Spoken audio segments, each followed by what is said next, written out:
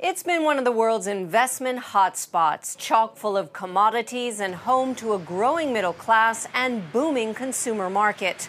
Indonesia has been posting eye-popping economic growth rates of above 6% for the past 2 years.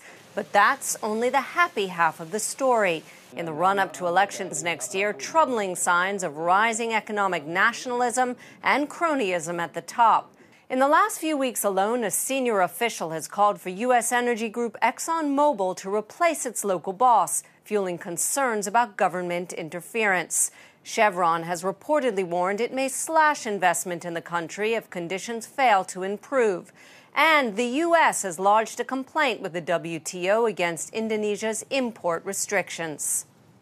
I asked risk expert Steve Vickers what he sees as the biggest challenges to the rise of Southeast Asia's largest economy.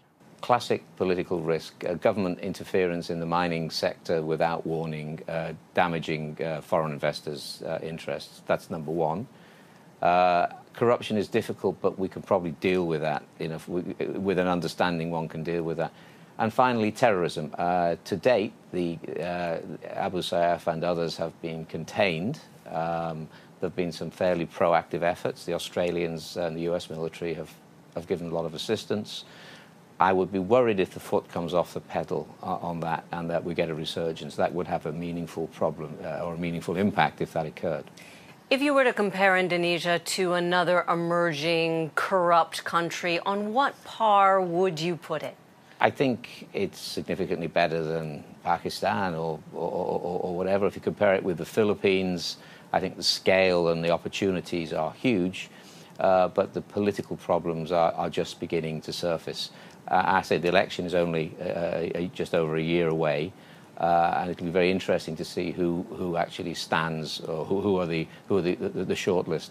But with those elections, as a final question, do you expect things to get better or worse for Indonesia, the way things are shaping up?